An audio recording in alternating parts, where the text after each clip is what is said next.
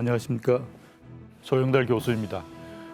우리 사회는 세계사에서 보기 드물게 아주 빠른 속도로 6, 70년대의 산업화에 성공하고 또 그 이후에 민주화에도 성공했습니다. 이제 대한민국은 세계 10위권의 무역 규모를 자랑할 뿐만 아니라 2019년 민주주의 지수에서도 8.0으로 아시아권에서는 가장 높은 수준의 민주주의를 이룬 것으로 나타났습니다. 이런 압축 성장의 그늘 속에서 그러나 여러 문제점 또한 드러나고 있습니다. 이념과 집단의 갈등이 더욱 심해지고 있고 또 지능정보 시대의 급진전과 코로나19 팬데믹이라는 사회적 대변혁 속에서 여러 문제에 직면하고 있습니다. 그래서 오늘은 이러한 현실을 극복하는 한 방법으로 민주시민교육의 지향과 과제를 집중적으로 다뤄보고자 합니다. 함께 논의하실 분들을 소개해드리겠습니다. 우선 성신여대 사범대학장이 지내셨고 사회교육과에 계시는 조대훈 교수님 나와주셨습니다. 고맙습니다. 고맙습니다. 또 경인교육대학의 대학원장도 하셨고 사회교육과에 계시는 박영석 교수님 나와주셨습니다. 고맙습니다. 예, 반갑습니다. 서울서대 부여중에 김서연 선생님 나와주셨습니다. 고맙습니다. 세 분 감사드리고요. 제가 앞에서 이제 말씀드린 것처럼 저희 사회가 여러 과제와 문제에 직면하고 있습니다. 이런 문제들을 저희들이 논의를 해 나가야 하는데 우선 제 생각에 이 논의를 시작하기 전에 그 민주시민교육이라고 하는 것이 이제 개인의 시민성, 그 개별성 자체를 강조하느냐 또는 뭐 공동체를 강조하는가에 따라서 사람들마다 조금씩 정의도 다르고 관점도 다르고 이제 그렇게 진행되고 있는 상황이어서 우리 민주시민교육에 대한 정의의 문제부터 조금 짚어보고 가는 것이 좋지 않을까 싶습니다. 우선 조동현 교수님 좀 말씀 부탁드리겠습니다. 네. 지금 말씀하신 그 주제가 아마도 지금 오늘 다루게 될 여러 가지 토론 주제 중에서 가장 어렵고 난해한 주제가 아닐까라는 생각이 듭니다. 저도 시민교육 관련 공부를 하는 사람으로서 사실 민주시민교육이 뭐냐 또는 시민교육이 뭐냐라는 정의를 요청받을 때 사실 가장 긴장되고 떨리는 것 같아요. 왜냐하면 그런 부분이 너무나 어렵다는 걸 알고 있기 때문에. 그런데 제 생각은 일단 논의의 편의를 위한다면 민주시민교육은 크게 좁은 의미의 민주시민교육 또 넓은 의미의 민주시민교육으로 일단 나눠서 볼 수 있다는 생각은 듭니다. 그래서 우리가 좁은 의미를 이야기할 때는 좀 약간 정치교육에 가까운 교육, 그래서 개인의 시민으로서의 개인의 권리, 책임, 의무를 배우고 또 민주주의의 제도, 또 핵심 원칙들을 배움을 통해서 그걸 바탕으로 우리 사회에 보다 넓게 참여하고 도움이 되는 그런 역량을 키워주는 교육이라고 한다면 넓은 의미의 시민교육은 제가 개인적으로는 더 바람직하다고 보는 입장인데요. 약간 좀 폭넓은 얘기일 수 있겠지만 바람직한 시민이라는 것이 무엇인가에 관련된 끊임없는 토론과 논쟁 그 과정 자체라는 생각이 듭니다. 그래서 그걸 통해서 합리적, 비판적인 어떤 의사결정 과정에서 그러한 정보를 활용을 하고 그리고 더 나아가서 우리 국가뿐만 아니고 지역, 국가 또 세계의 상호 연계성 속에서 우리가 같이 더불어 살아갈 수 있고 또 공동 번영할 수 있는 그런 시민의 역량을 키워주는 게 아마 민주시민교육의 가장 이상적인 저희가 추구해야 될 정의가 아닐까 하는 생각이 듭니다. 조 교수님께서 좀 좁은 범위에서 또 범위를 넓혀서 두 가지 측면에서 논의를 하셨습니다만 박 교수님 좀 보충해 주십시오. 예, 좋은 말씀 해주셨는데요. 시민이라고 하는 개념 자체가 좀 모호한 성격이 있는 것 같습니다. 뭐 어떤 서울에 살면 서울 시민인가 아마 그런 시민 교육을 말하는 것 같지는 않은데 그래서 저는 이 시민이라고 하는 개념을 볼 때 그 대비가 되는 개념하고 비교를 하면은 좀 좋을 것 같습니다. 그래서 시민 혹은 공민, 국민 그것과 시민이 같은 건가 뭐 이걸 좀 보면 될 것 같은데요.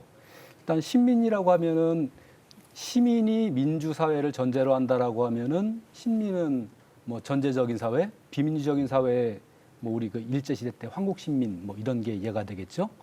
그렇기 때문에 구별이 되기도 하고 많이 우리를 고민하게 하는 것이 아마 국민과 시민인 것 같습니다.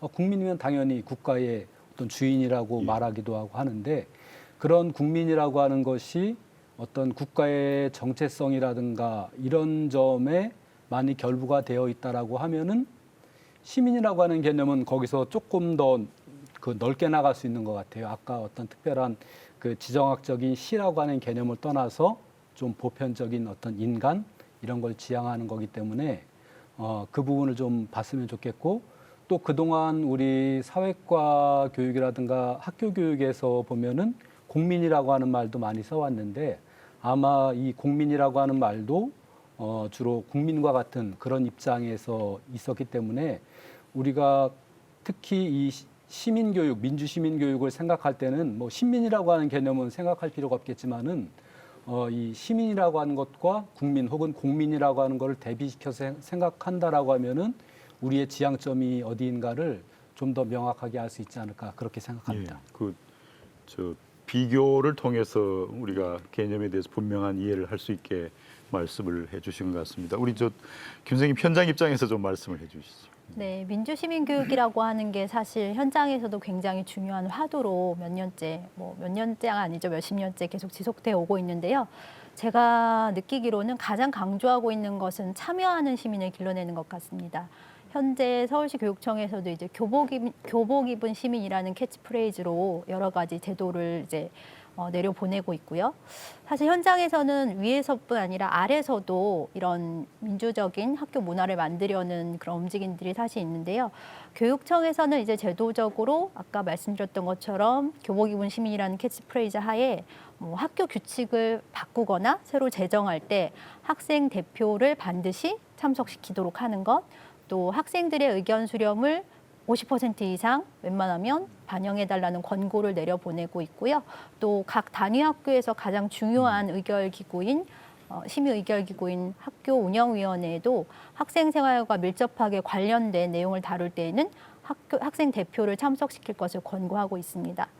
그리고 아래로부터의 문제는 저도 2005년에 처음 임용이 됐기 때문에 교사로, 그래서 학생 인권 조례가 제정되는 과도기를 경험했는데, 그러다 보니까 이제 일선의 정말 현장 교사들이 어떻게 하면 학생들과 소통을 하고 때로는 일상에서의 가르침을 줄 수 있을까, 이제는 정말 완전히 새로운 방법을 찾아야 하는데, 그러다 보니까는 저희 교사들이 찾은 돌파구는 어찌됐든 학생들한테 책임성과 자율성을 부여하는 게 먼저인 것 같다. 그래서 요즘에는 그런 학급 상담이나 학급 운영 방법에 대한 연구나 도서도 많이 나와 있고요. 그래서 학기 초에 학급 긍정 훈련이라는 것도 상당히 많은 선생님들이 참고하고 계신데, 학기 초에 학급에서 지켜야 하는 규칙. 그러니까 저희가 학생일 때만 해도 딱 학기 초에 선생님 들어오셔가지고 우리 반에서 이거 지켜야 된다라고 던졌다면, 요즘에는 처음부터 학생들과 가장 중요하게 생각하는 가치를 이야기해보고 거기서 구체화된 학급 규칙을 만든다든지, 이런 어떤 문화적인 측면에서의 교실의 민주적인 그런 분위기를 조성하려는 노력들도 꾸준히 지속되고 있습니다. 민주시민교육이 우리 사회에서 또 특히 학교 사회를 중심으로 어떻게 진행되어 왔는가를 먼저 좀 살펴보는 것이 좋을 것 같아서 박 교수님 먼저 좀 이번에는 시작을 해주십시오. 예, 우리가 교육을 해온 게 1946년 교수요목 이후로 친다고 하더라도 거의 70년이 넘는 이런 민주시민 교육을 해왔는데, 굉장히 많은 교과라든가 학교급에서 다양한 모습의 시민 교육이 이루어져 왔을 것 같아요.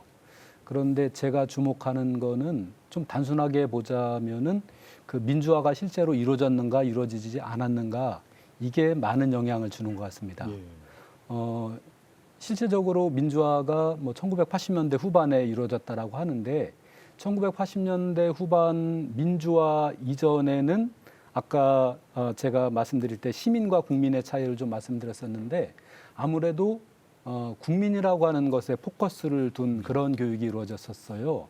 그 시민 자체를 위한 교육이라기보다는 어떤 국가 사회의 공동체를 위한 그런 그 입장이 많았었고, 또 그러다 보니까 교육 내용이라고 하는 것도 그런 사람들이 갖춰져야 하는 아까 김서영 선생님 말씀하신 어떤 자율이라든가 책임이라든가 이런 것보다는 기본적인 우리 사회의 어떤 정치 질서, 정치 규범에 대한 기본적인 내용들을 주로 학문적으로 아니면은 국가의 어떤 여러 가지 작용에 대한 좀 거시적인 이런 접근들을 많이 했었었고, 특히 그걸 담당하는 그 사회과에서는 목표가 80년대 이전까지 4차 교육과정이라고 하는데 그때만 해도 국민의 자질을 양성한다 이런 목표가 됐었습니다. 그런데 이것이 1987년 5차 교육과정 이후로는 단어 하나가 바뀌었을지 모르겠지만은 이제 국민의 자질 함양이 아니라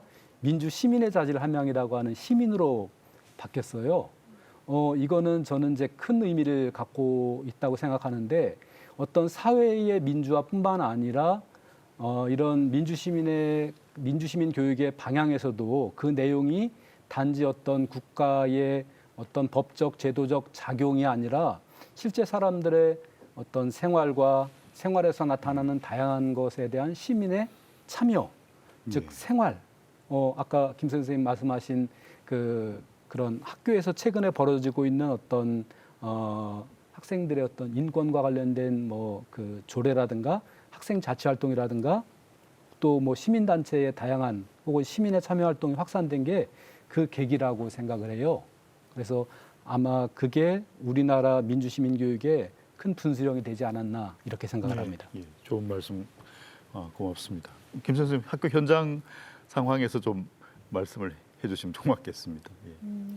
네, 그 민주시민 교육뿐만 아니라 비단 이제 학교나 이제 교수법도 사실 많이 변화를 거쳐왔고, 그래서 사실은 학생들의 일상에서 경험하는 문제들을 교실이라는 경계를 넘어서 교과와 비교과를 이제 통합해서 민주적인 방식으로 체득하게 하는 게 중요하다 이런 인식들이 퍼지고 있는 것 같습니다. 그래서 저희 같은 경우도 교육감 선거, 특히 학생들이 관심을 많이 가지고 있고 이해하기 쉬운 비교적 그런 선거의 경우에는 공약을 가지고 선거 공보물을 가지고 직접 공약을 분석해보고 지지 후보를 정하게 한다든지 또 아까 말씀드렸던 그 교복을 바꾸거나 할 때에도 이제 학생들의 의견을 수렴하도록 되어 있는데 그것을 교실 밖에서만 하는 것이 아니라 직접 수업으로 끌어들여서 수행평가의 일부로 해서 차근차근 토의 토론을 거쳐서 진행하게 한다든지 이렇게 해서 좀 더 수기의 과정을 제공하려는 그런 시도들을 좀 진행하고 있고요. 그리고 학교의 학생회라고 하는 것이 사실은 좀 기능을 제대로 하지 못하는 경우가 많이 있죠. 근데 최근에는 이 학생 자치를 좀 살리려는 움직임도 상당히 많이 진행되고 있습니다. 그래서 저도 사실 교사로서 조금 걱정도 되고 또 의문도 들고 또 저는 중학교에 있기 때문에 더더욱 학생들이 얼마나 관심을 갖고 참여할까 의구심을 가지고 이제 마침 제가 이제 작년에 맡은 업무여서 진행을 했었는데 생각보다 그 방식을 조금 변화하고 참여할 수 있는 물꼬를 틔워주니까 생각보다 많은 참여, 관심이 있는 걸 보고 이런 길들을, 이런 채널들을 좀 많이 만들어주고 제공해줘야겠구나 그런 생각을 좀 하게 된 것 같습니다. 조동 교수님 보충 말씀 있으시면. 네, 저도 두 분 말씀에 기본적으로 동의하고요. 또 박영석 교수님께서 아까 말씀하신 것처럼 민주시민 교육의 어떤 흐름이라는 게 우리 사회의 정치적 또 사회적 경제적인 어떤 민주화의 과정과 그 궤를 같이 한다는 생각을 합니다.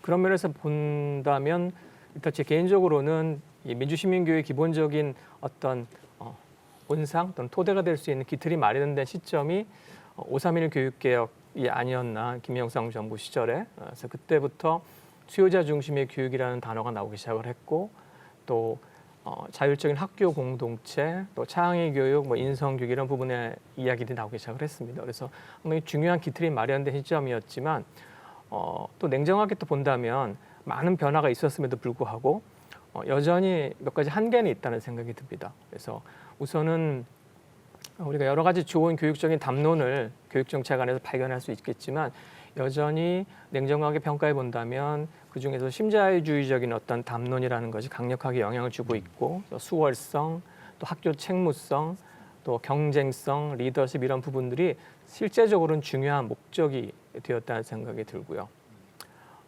그리고 그 과정에서 민주시민 교육이라는 것이 원래 교육 정책의 의도와는 다르게 실제로 그 벌어지는 상황을 본다면 여전히 그 개별 교사 중심의, 개별 교과 중심의, 또 교실 단위 중심의 약간 뭐라 그럴까요? 그 통합적이지 않은 이산적인, 개별적인, 독립적인 형태로 진행된 부분들이 많이 아쉬운 부분이라는 생각이 듭니다. 그래서 학교 차원의 어떤 문화로서 민주시민 교육이라는 것이 이렇게 침투해 들어가야 되는 부분도 필요할 텐데 여전히 하나의 이벤트성의 단기적인 성과 위주의 그 실적들은 많이 있다는 생각은 들고요.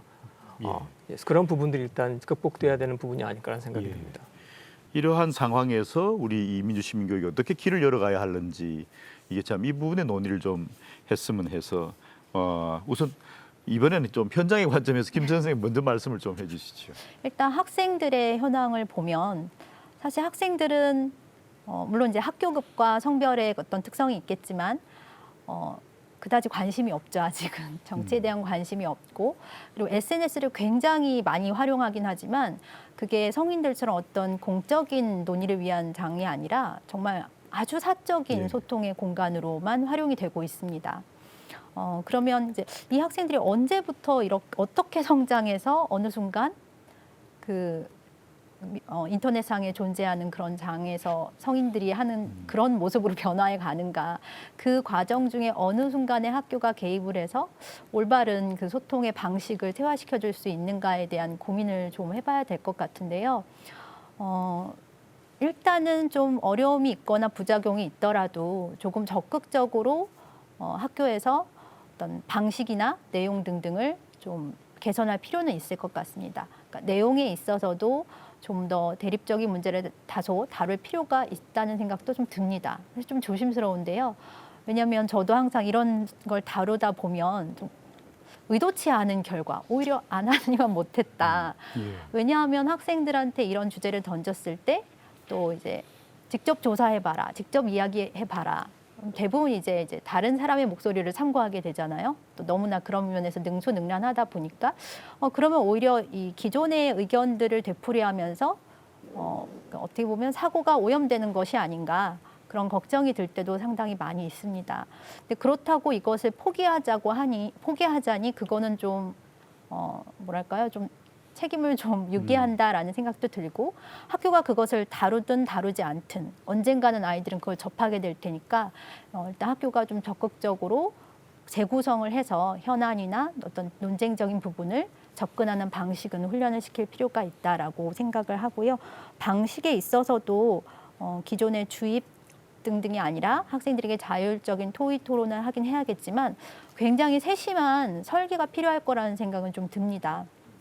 앞서 말씀드렸던 교육감 후보에 대한 공약, 또 지지 후보 선정 이런 수업을 할 때도 이제 시점을 선거 이후로 잡았거든요. 그러니까 얼핏 생각하기에는 선거를 앞두고 하는 게 더 시의성이 있다라고 생각할 수도 있지만 좀 더 이렇게 냉정하고 또 차분하고 이성적인 공약 위주의 분석을 하기 위해서 선거 이후가 더 맞을 것 같다고 판단을 했고 또 얼핏 보기에는 저도 처음에 판단하기에는 다양한 자료를 구성해 봐라라고 다양한 자료를 참고해 봐라라고 말을 해야겠다라고 했지만 제가 미리 확인해 봤더니 제가 조사했을 때는 사실 학생들이 이런 여러 그런 자료들을 좀 잘못하면 편향된 의견들을 습득할 수 있겠다. 그래서 어떻게 보면 자료를 많이 제한해서 그 선거 공보물만 가지고 분석을 시켰거든요. 그런 식의 설계가 필요할 것 같습니다. 이게 사실 제 생각에는 우리 사회가 이 집단적으로 이념적으로 너무 민감하게 대립하는 상황이 되니까 그게 아마 학교 사회로 전이 돼서 학교 교육 자체도 어렵게 하는 측면이 있지 않나 싶습니다. 그래서 어쨌든 이제 학교가 이걸 다룰 때는 굉장히 종합적이고 또 교육적인 고려를 같이 해야 하지 않을까 그 생각이 들긴 했습니다. 조대훈 교수님 그다음 이야기를 좀 해주시죠. 네, 분명히 그와 같은 소셜 미디어가 상대적으로 이렇게 주류 사회의 어떤 정치적인 참여의 루트에 소외되었던 청소년들의 정치 참여를 활성화한다는 긍정적인 측면이 분명히 보고가 되었습니다. 그런데 또 한편으로는 그 학생들이 그러한 대안적인 정치 참여 루트에 참여한다고 하더라도 그게 과연 그 사람들의 어떤 성인이 되었을 때 국회의원 선거 투표율 상승으로 이어지느냐 또 그런 증거는 아직 없어요. 또 그런 부분이 있고 또 하나는 최근에 이제 우리가 많이 알고 있는 가짜 뉴스와 관련된 논쟁. 이 가짜 뉴스가 말해주는 건 뭐냐면 소셜 미디어 시대가 여러 가지 풍요로운 어떤 도구들이나 정보들을 제공해주고 있긴 하지만 막상 청소년들이 어른도 마찬가지라고 생각이 듭니다.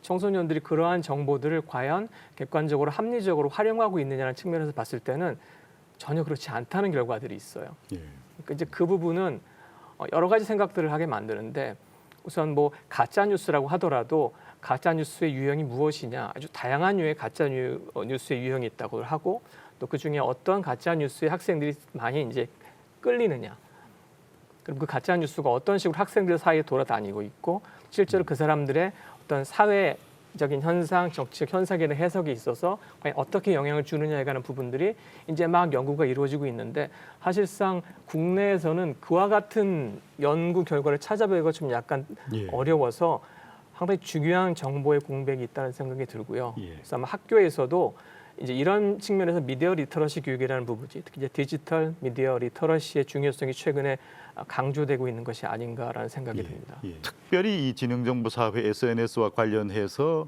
이제 강조되고 있는 것은 선생님들의 노력이 굉장히 많이 필요하다는 측면을 우리가 인정할 수 있을 것 같고 또 하나는 방금 이제 말씀하셨습니다마는 이 원주민들이 어떻게 활동하고 어떤 생각을 갖고 있는가에 대한 연구와 그것에 대한 깊이 있는 분석 이런 것들이 대단히 중요한 상황이 됐다. 이건 이제 우리 모두가 좀 동의하는 부분이 아닌가 싶습니다. 박 교수님 보충 좀 해주십시오. 예, 이 온라인이라고 하는 것이 이 오프라인의 현실 세계를 뭐 도와주는 하나의 어떤 그 보완제 뭐 이런 거로 접근했다라고 하면은 이번에 우리 그 뭐 코로나 사태 때 보는 거와 마찬가지로 이제는 온라인이 오히려 뭐 대세가 되고 하기 때문에 이제 더 이상 이런 그 지능정보 사회라든가 이런 변화는 더 이상 보완제가 아니라 대체가 될 수 있는 거기 때문에 우리의 교육이라고 하는 것도 지금 그 조영달 교수님 말씀하신 것 같이 우리는 그 궁금한 게 있으면 뭐 사전을 찾지만은 학생들은 유튜브를 찾거든요. 뭐 다른 네이버 검색도 아닌 그 바로 그 유튜브를 통해서 하는 좀 다른 생각을 갖고 있고 이제는 국면이 많이 바뀐 것 같아요. 그래서 우리 그 학교의 학습이라고 하는 것도 그 뭐 민주주의도 어떻게 보면 이제는 그 디지털 데모크라시라고 하는 거를 대비해서 거기에 맞춰 가지고 교육을 그 설계하고 나가지 않으면은 이제 안 되지 않을까 그런 생각입니다.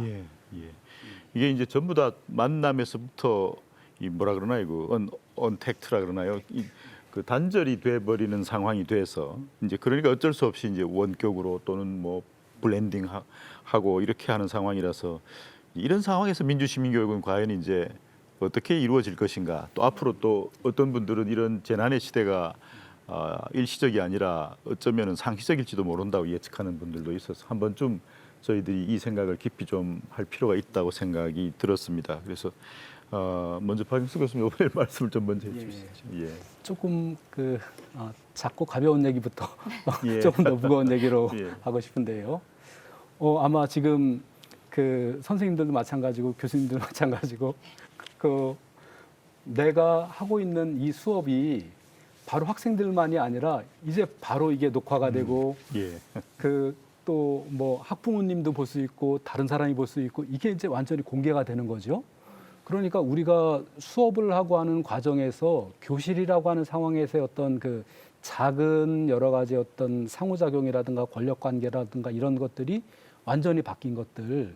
그래서 이런 것 속에서 우리는 어떻게 그 나이의 청중이 학생이 아니라 어떻게 보면 전 국민 대중이 됐을 때 이거를 어떻게 설득을 해나가고 이 속에서 발생하는 여러 가지 대립들을 그 좀 뭐 수습을 하거나 그 해나갈 것인가 이게 일단 이제 가장 시급하게 다가오는 우리 이제 교수자들의 문제라고 생각을 하고요.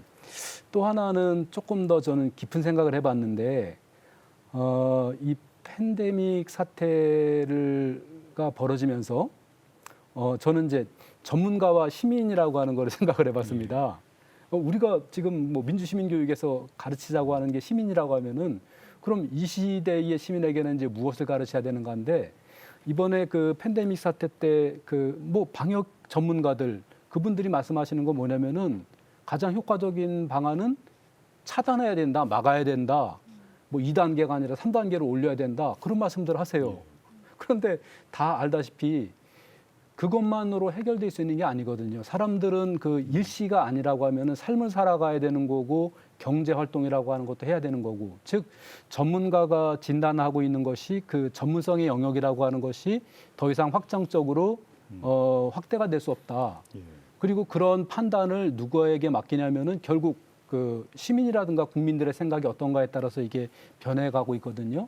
그렇다라고 하면은 결국 시민들은 이런 문제에 대해서 어떻게 우리가 대처를 해야 되는가. 물론 예전에 뭐 원전을 반대해야 되느냐, 뭐 유전자 조작 식품이라고 하는 걸 어떻게 받아들여야 하는가라고 하는 뭐 STS 이런 교육도 했지만은 그것과는 또 다른 이제 시민이 사회의 중요한 의제를 결정하는 이런 능력을 길러주는 전문가 못지않게 시민에게 그런 부담이 오고 있기 때문에 그렇게 바뀌는 것이 지금 그 팬데믹 환경하에서 민주시민 교육에 어떻게 보면 가장 근본적이고 심각한 과제가 아닌가 이렇게 생각을 합니다. 예, 재난의 시대나 이런 시대를 맞으면서는 그야말로 불확실성 속에 전문가들의 전문성을 참조하면서 시민 자신의 어떤 생각하에서 결정을 해야 하는, 그리고 그 결정이 전체의 결정으로 같이 이루어져야 하는 그런 상황을 하지 않았나 싶어서 그 시민들의 참여에 의해서 이루어지는 사회적 결정이라고 하는 것의 무게가 굉장히 과거 시대와는 달라질 수밖에 없다. 이 생각이 제가 좀 들었습니다. 조대웅 교수님 말씀 좀 보충해 주십시오. 우선 첫 번째로는 요즘 그런 얘기들 많이 나오고 있죠. 온라인 원격 수업을 통해서 과거에 온라인 원격 수업이라는 것이 오프라인 수업에서 나타나는 학업 격차를 만회해주는, 불평등을 만회해주는 그런 도구가 될 수 있다는 주장도 있었는데, 지금 온라인 원격 교육이 상당히 짧은 기간 동안에 보편화되면서 많은 그런 증언들이 있지 않습니까? 그러니까 디지털 디바이드가 심화되고 있다. 디지털 불평등이, 즉 학습 격차라는 측면에서 특히 아마 이제 김선영 선생님께서 하실 말씀 더 많으실 것 같은 부분이 있는데, 제 개인적인 경험을 통해서 말씀드리면, 오늘 아침에도 제가 저희 아이들 그 원격 수업 제대로 하고 있는지 깨워주고 챙겨주고 뭐 먹을 거 주고 감시하다 나왔는데요. 자상한 아빠를 하신 거죠. 네, 어제도 그렇고 오늘도 그렇고요. 근데 저희는 맞벌이기 때문에 예. 그런 부분에 대한 케어의 한계가 분명히 있고요. 그리고 여러 가지 면에서 이제 구멍이 생기기 시작을 하는 거죠. 저도 그걸 깨닫기 시작을 했어요. 옆에서 중요한 역할을 하는 사람이 있어야 되는구나. 자기 주도적 수업이라는 것이 온라인 원격 수업 상황에서 상당히 어려운 거구나라는 부분을 깨닫게 됐고요. 지금 사실은 저희가 아노미 상황에 있는 거죠. 저희가 사회문화 시간에 배웠던 아노미 개념을 몸소 지금 이 팬데믹 상황에서 배우고 있는데, 지금 상황에서는 뭐 완전히 온라인 원격 수업으로 넘어갔다고 볼 수도 없고요. 지금 기술적인 측면에서 봤을 때 오프라인 상황에서의 상호작용을 온라인에서 완벽하게 구현해내지 못하지 않습니까? 그 친밀성이라는 부분을. 근데 이제 그런 부분들이 결국은 온라인 원격 수업에서의 학습 격차라는 부분을 아직 단기적이긴 하지만 심화시키는 부분들이 나타났고, 또 우리가 걱정하는 디지털 디바이드라는 것이 왜 극복되지 못할까라는 그런 궁금함도 생기기 시작을 했습니다. 또 하나는 이제 이거는 제가 현장 선생님들과 제가 같이 연구를 하거나 대화를 나누는 여러 시민교육에 열정적인 선생님들의 증언을 통해서 확인한 건데, 이 팬데믹 시대에 시민교육이 죽었다고 말씀을 하세요.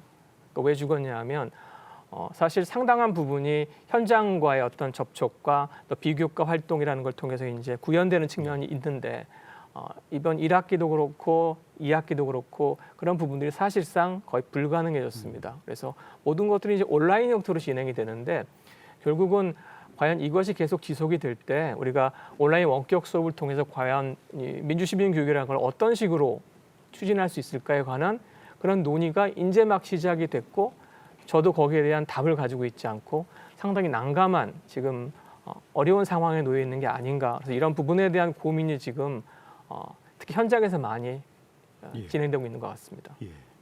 실제 이제 우리가 선생님들과 학교는 최대한의 노력을 하고 있지만, 가정이 이제 우리의 노력을 어떻게 받아들일 환경이 되어 있고 받아들이는가에 대해서는 우리가 사실은 별다른 정보가 크게 많지 않습니다. 이제 그게 지금 저희들이 처한 아주 안타까운 상황 중에 하나고, 그다음 또 하나는 이제 국가가 이제 어떤 역할을 분명히 해야 할 텐데, 이제 그 역할을 어떻게 하는가도 굉장히 중요한 상황에 와 있다, 이 생각을 제가 좀 하게 됩니다.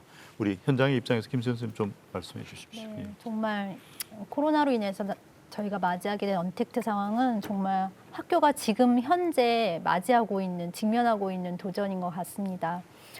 그래서 원격 수업에 대해서도 질을 높여야 된다. 또 특히 2학기 들어서는 실시간 쌍방향으로 진행해야 된다는 등의 논의가 있는데요. 사실 현장에서 제가 되게 걱정하고 있는 것은 학생들이 학교라는 공동체가 존재한다는 사실을 점점 버릴까 봐 공동체가 존재한다. 이게 점점 희미해지는 것 같다는 생각이 들더라고요. 조대원 교수님도 말씀해 주셨지만 저희도 이제 매 수업 시간마다 학생들이 이제 그 시스템에 접속을 하면 출석 체크를 하지 않은 친구들에게 전화를 해서 아침에 깨우고 담임 선생님께서 먼저 조회 시간에 깨우시고 또 매 시간 교권 선생님들도 전화를 하면 이제 그새 이제 깜빡 잠이 든 학생들이 있더라고요. 당연한 것 같습니다. 저도 여름방학 때 교사 연수를 들었는데 저도 중간에 잠이 들게 되더라고요. 그래서 한계를 좀 느꼈고 그런데 이제 요즘에 수업에 대한 논의가 주를 이루고 있다면 사실은 말씀드렸던 것처럼 그냥 그 비교과적인 상황에서 저희가 이제 애써 이제 싹을 틔워놨던 학생 자치라든지 또 교사와 학생 간의 어떤 상호작용이라든지 이런 것을 점점 잊게 되는 게 아닌가. 사실은 그거는 학생뿐 아니라 교사에게도 마찬가지입니다. 저희가 이제 5월 달까지 학생들이 등교를 전혀 못하고 있습니다. 5월 중간에 이제 등교를 하게 됐는데 교사들도 상당한 무력감에 빠지게 됐었고요. 이제 지금은 상당히 개선이 되었습니다만 제 생각에는 이러한 온라인으로 주로 이렇게 상호작용하고 대면하는 상황이 길게 가면 교사들도 학생 한 명 한 명을 대하는 마음 자세나 어떤 태도가 달라질 수밖에 없을 것 같습니다. 그러니까 저희가 학부모 면담을 하다 보면 사실 오시기 전에는 그렇게 얘기해요. 저희들끼리는 이 학생은 너무 모험적이라 굳이 안 와도 되는데 이 어머님 오셨네? 뭐 이런 예약을 하셨네? 이런 얘기를 하는데 뭐 모범적이든 혹은 좀 어려움을 겪고 있든 어쨌든 부모님이 와서 그 학생에 대한 좀 더 입체적인 정보를 주시면 확실히 마음이 좀 달라집니다. 정말 한 명 한 명으로 보게 되죠. 그냥 무수한 개체 중에 하나가 아니라. 그래서 지금 같은 상황에서 학교가 제 기능을 하기 위해서 굉장히 애쓰고 있다를 전방위적으로 저희가 할 수 있는 부분은 기능을 살리려는 노력을 해야 될 것 같습니다. 그 아마 제 생각에 다음 주제로는 좀 민감한 주제를 하나 다뤄볼까 합니다. 그 최근에 이제 정치권에서 그 학교 민주 시민 교육법이라고 하는 걸 발의를 했습니다. 이제 이 기존의 법하고는 좀 차이가 나게 이제 단순한 학교에 대한 지원이 아니라 이제 매년 교과목 자체를 학교가 가르치도록 그렇게 이제 법 안에 들어 있어서 이게 굉장히 중요한 쟁점이 되고 있는 것 같습니다. 이제 이것에 이 민주시민교육법에 대해서 또 이런 법들은 과거에도 또 제안된 적도 있고 해서 우리가 뭐 찬반이라기보다는 우리 여러 교수님들 선생님들 생각을 좀 말씀해 주시는 것이 우리가 지향해 나가는 데 도움이 되지 않을까 싶습니다. 조대원 교수님 먼저 좀 말씀해 주시죠. 네, 그 학교 민주시민교육법 관련해서 최근에 이게 이제 뭐 공청회나 어떤 토론을 통해서 발표되고 나서 언론에 엄청나게 많은 댓글이 올라온 걸 저도 본 적이 있습니다. 이제 그 댓글을 보면 이제 그 주된 내용들은 뭐냐면 결국은 일종의 이념적인 싸움, 뭐 좌우의 갈등이라는 부분이 결국은 이 학교 민주시민교육 법안을 통해서 이렇게 드러난 것이 아닌가라는 생각이 들어요. 이제 이거를 반대하시는 분들은 초중등교육법 뭐 23조나 평생교육기본법 2조 같은 것을 통해서 굳이 이 법안 없이도 시민교육은 충분히 잘 이루어질 수 있다라는 그런 주장들을 하십니다. 뭐 저도 개인적으로 거기엔 동의를 합니다.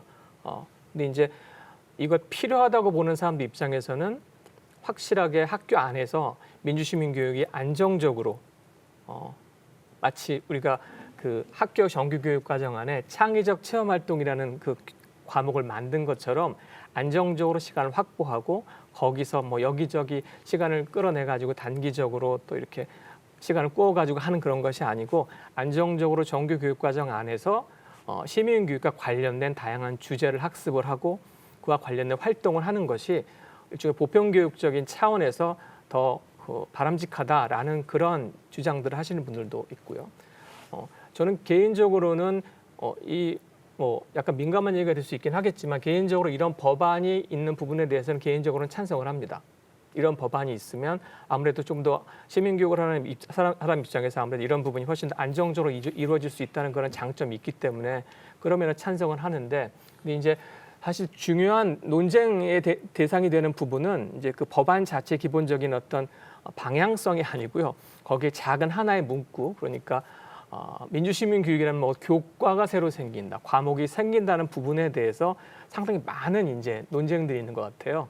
그래서 과연 그것이 있고 없고가 어떤 차이를 가지고 오느냐. 당연히 교과가 있고 없고는 그 과목이 있고 없고는 엄청난 차이가 있겠죠. 있는데 제 개인적인 생각은 순전히 이건 제 개인적인 생각이니까 이렇게 이해를 해주시면 좋을 것 같습니다. 근데 만약에 저희가 이렇게 어떤 특정한 이름의 과목을 만들었을 경우에 오히려 그 과목이 원래 추구하는, 예를 들면 민주시민교육이 추구하는 건 다양한 폭넓은 포괄적이고 오픈된 그러한 교육들이 오히려 이게 활자화되고 문자화되고 교육과정의 어떤 핵심 역량으로 이렇게 만들어졌을 때 오히려 그런 것들을 되게 협소하게 만들진 않을까. 또 그런 과정에서 약간 우리가 예상하지 못했던 문제들이 발생되는 것이 아닌가라는 그런 우려가 있어서 제 개인적으로는 전체적인 법안의 취지에는 동의를 하지만 우선 그 특정한 과목을 만드는 부분에 대해서는 우리가 조금 더 신중을 해야 되지 않을까라는 그런 생각을 일단 말씀드리고 싶습니다. 예. 우리 박 교수님. 네. 예, 아마 그 우리 사회에서 가장 힘을 갖고 있는 게 법인 것 같아요. 그 민주주의 사회라고 하지만은 그런 그 국민들의 그 의견이 대변이 된 곳에서 만들어진 우리 사회를 움직이는 규칙이 법이고, 당연히 그렇기 때문에 법에는 굉장히 많은 사회적 요구와 이해관계가 아마 얽혀 있을 텐데, 이런 학교 민주시민교육 법안이 그 제시가 됐다라고 하는 거는 뭐 그동안 민주시민교육이 이루어지지 않았다라고 하면은 이게 또 만들어질 수가 있겠죠. 그런데 민주시민교육이 이루어져 왔는데도 불구하고 이런 법안이 만들어졌다라고 하는 거는 우리가 좀 반성을 해야 될 지점이 있다고 생각을 합니다. 특히 민주시민교육을 담당하고 있다고 하는 이제 뭐 저희 그 교육자들 입장에서는 아마 더 반성을 해야 될 것 같은데요. 우리가 하고 있는 것이 뭐 충분치 못했거나 방향에 대해서 조금 더 심각하게 좀 더 정교하게 생각을 해봐야겠다, 이런 생각을 해보게 됩니다. 그렇지만은 또 우려하는 거는 뭐냐면은 법안을 만약에 만든다라고 하면은 그 입법을 통해서 그 기대가 된 어떤 성과가 있을 것 같아요. 법을 만들어 놨는데 만약에 그 법이 실제적인 어떤 성과를 가져오지 못한다라고 하면은 더 큰 혼란과 어떻게 보면 우리가 갖고 있는 가장 유용한 무기가 무력화되는 아마 무력감까지 느낄 수가 있을 것 같은데, 그런 면에서 그 유사한 이런 그 교육 활동을 지원하고자 하는 특별 법안들이 이런 그 학교 민주시민교육 법안만 있었던 건 아니고요. 뭐 경제교육지원법, 뭐 법교육지원법, 진로교육지원법, 뭐 인성교육지원법 굉장히 많습니다. 그런데 이렇게 법으로 말을 해놓고 나면은 이거는 자동적으로 달성이 되는 건가, 그런 생각이 좀 들어요. 그게 그 걱정이 되고, 왜냐면은 그 실제 아까 조대원 교수님도 학교교육법이라든가 아니면은 뭐 평생교육기본법 그 말씀을 하셨지만은 학교 안에 어떤 그 교육 내용을 설정을 하거나 이거를 운영을 하는 거에는 교육과정이라고 하는 게 있거든요. 그 교육과정 안에서 분명히 움직일 수 있는 절차가 있음에도 불구하고 이 외부적인 어떤 그 별도의 법을 통해 가지고 특히 교육과정에서 운영하고 있는 것에 거기서 만약에 어떤 과목을 설정했다거나 어떤 과목을 시수를 정했다거나 강제로 하거나 아니면 필수 선택 여부를 정했다라고 하면은 그 나름대로의 아마 큰 어떤 교육적 의도가 있을 텐데 거기에 대해서 우리가 조금 더 조심스럽게 그 판단을 하고 접근하면 어떨까, 그런 생각입니다. 예.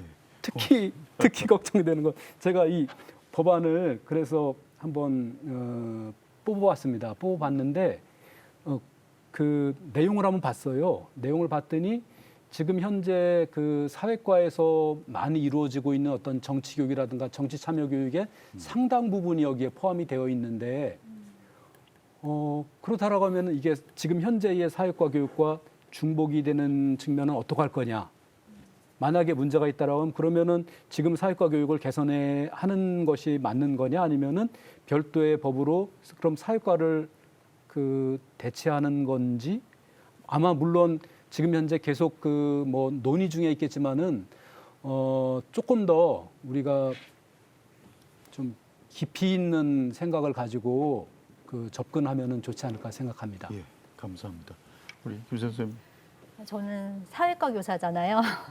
이 자리에 뭐 현장 교사지만 다른 과목의 선생님이 나오셨다면 좀 다른 이야기가 나올 수 있겠지만 뭐 앞에서도 계속 말씀드렸던 것처럼 교실의 경계를 허물려고 노력하고 있고 좀 더 실천적인 방식으로 가르치려고 노력을 하고 있기 때문에 사실은 사회과에서 하면 되지 않을까 그런 아쉬움이 사실은 많이 있습니다.